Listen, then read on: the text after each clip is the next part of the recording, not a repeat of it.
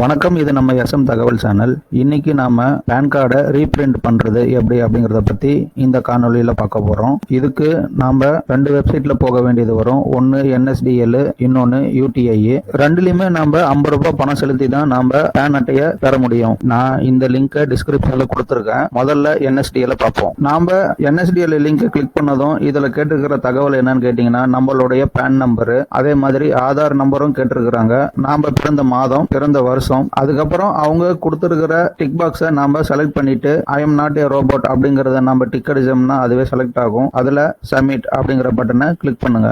நாம கொடுத்திருக்கிற pan detail ஒருவேளை UTI-ல அப்ளை பண்ணியிருந்தோம்னா அதுவே தகவல் கொடுத்துரும், நீங்க UTI-ல அப்ளை பண்ணிருக்கீங்க அப்படின்னு சொல்லிட்டு. UTI-ல 15 வருஷத்துக்கு முன்னாடி கொடுத்த கார்டுக்கு தகவல் எல்லாத்தையுமே முதல்ல இருந்து தர மாதிரி கொடுக்குது.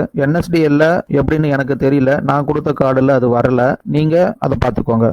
NSDL நம்ம அப்ளை பண்ணியிருந்தா email ID is not linked with your PAN அப்படின்னு சொல்லி ஒரு மெசேஜ் வந்திருக்கும். வேணும்னா நாம அப்டேட் பண்ணலாம்னு சொல்லி தகவல் வரும். கொஞ்ச நேரம் விட்டீங்கன்னா அதுவே அடுத்த பக்கத்துக்கு போயிடும். அடுத்த பக்கத்துல அவங்க எல்லா தகவலையும் கொடுத்திருப்பாங்க. அந்த தகவல் எதையும் மாத்தாம நம்மளுடைய மொபைல் நம்பரை டிக் அடிச்சுட்டு ஐ அக்ரி அப்படிங்கறதுலயும் டிக் அடிச்சுட்டு ஜெனரேட் OTP அப்படிங்கறத கிளிக் பண்ணுங்க. நாம பேன் கார்டு அப்ளை பண்ண போகும்போது எந்த போன் நம்பரை கொடுத்திருக்கோமோ அந்த போன் நம்பருக்கு OTP வந்திருக்கும். அந்த OTP-யை டைப் பண்ணிட்டு வேலிடேட் அப்படிங்கிற பட்டனை கிளிக் பண்ணுங்க. மோட் ஆஃப் பேமெண்ட்ல நாம 2 வழியா பேமெண்ட் பண்ணலாம். ஒன்னு பேடிஎம், இன்னொன்னு பில்டெஸ்க். நமக்கு எது தேவையோ அதை நம்ம டிக் அடிக்கணும். அந்த ரவுண்ட் பாக்ஸா இருக்கிறதுல நம்ம செலக்ட் பண்ணணும். பேமெண்ட் சார்ஜஸ் இன்ஃபர்மேஷன்ல பாருங்க 50 ரூபாய் அப்படின்னு சொல்லி காட்டி இருக்கும். அதுக்கு கீழே டேர்ம்ஸ் ஆஃப் சர்வீசஸ்ல பாருங்க I agree to the terms of service அப்படிங்கறத நாம செலக்ட் பண்ணிட்டு ப்ரொசீட் டு பேமெண்ட் அப்படிங்கறத கிளிக் பண்ணுங்க. டிரான்சாக்ஷன் ஐடி டிஸ்பிளேல காட்டியிருப்பாங்க. அதுக்கு கீழே பே கன்ஃபார்ம் அப்படிங்கிற பட்டனை கிளிக் பண்ணுங்க. பேமெண்ட் மெத்தட்ல net banking, credit, debit card,